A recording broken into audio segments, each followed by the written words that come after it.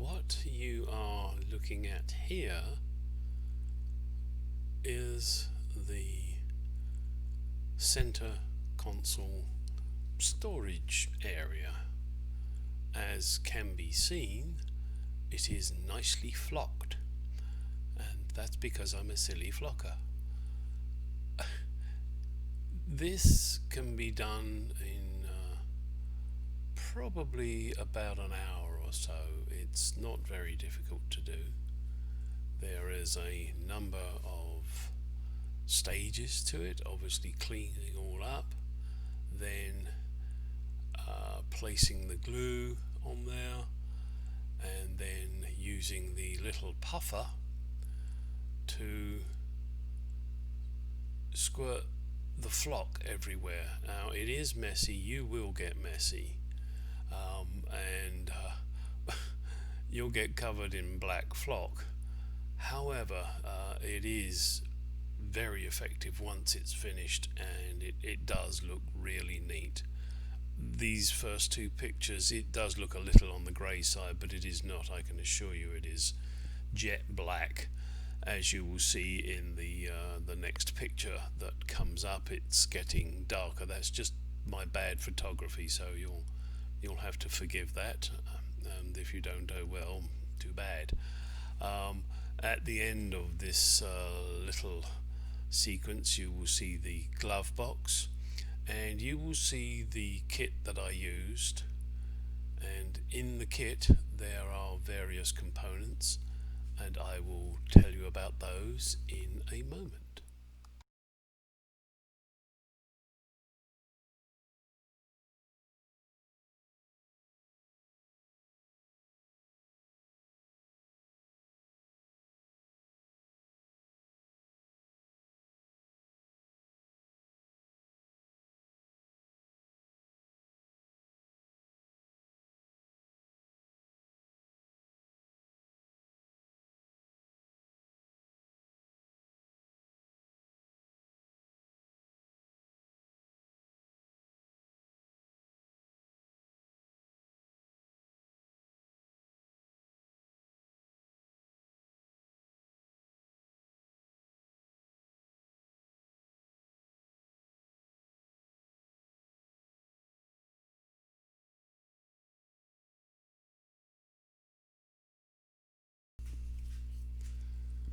Here is the kit that I used, a mini flocker kit, you mini flocker. Uh, it's a great little kit. I can't remember exactly what it cost, and in a second you will see the various components for it. There is a brush, a puffer, the glue, the black flock, and of course instructions, which are always kind of handy, although it is really obvious what you have to do. I'm sure you would figure it out. Now we're going to move on to the interior wood. This will be part one. There's a lot of work I've done, and I just want to show you the pictures and some of the things that I did, some of the veneers that I used, and possibly the glue and the varnish finish. It is a long-winded process. Now please note, I have never ever done veneering in my life, so it was a bit of a learning curve. I didn't get everything perfect, but I did the best I could, and I'm quite happy with the results.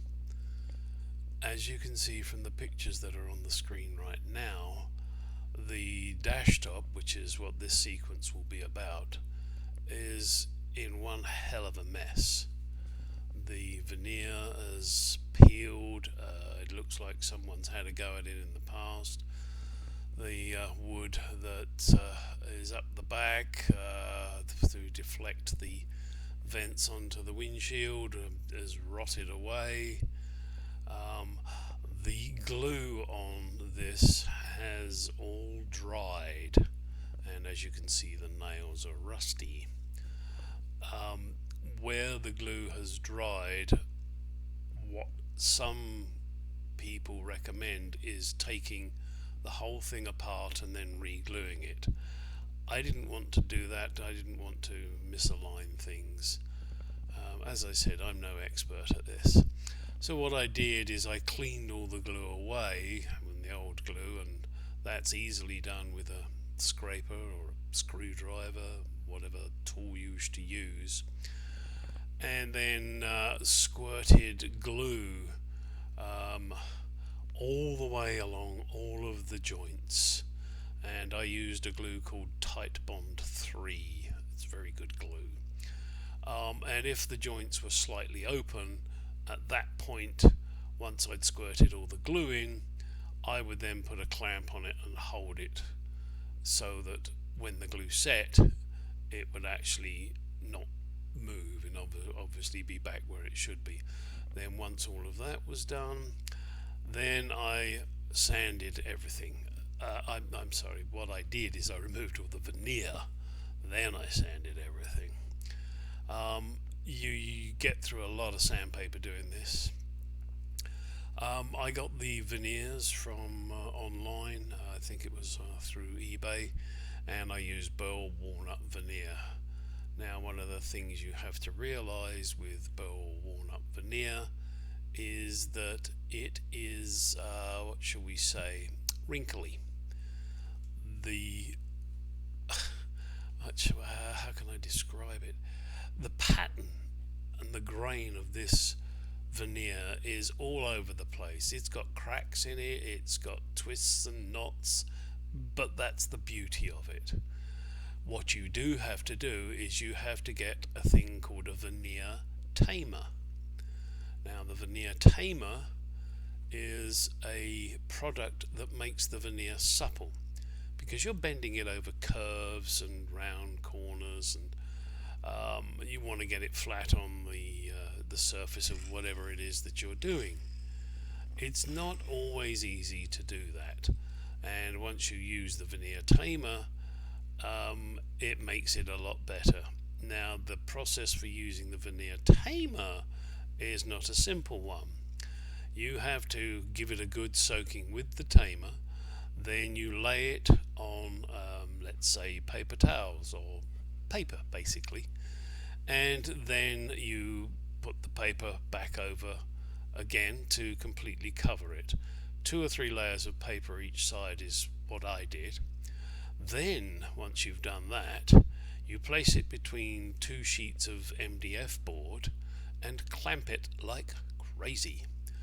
That way it dries and flattens. Then after a little while, and I cannot remember how long, I want to say it was 2 or 3 hours, you then take the clamps off, lift the board off, and change the paper. And you keep doing this until it is nice and supple, and dry but supple. Not an easy process. Then that's the easy bit done. Next, you've got to fit it to the substrate that you're working with, and that's not always easy, and you're trying to match it up, you're trying to get the joints absolutely perfect.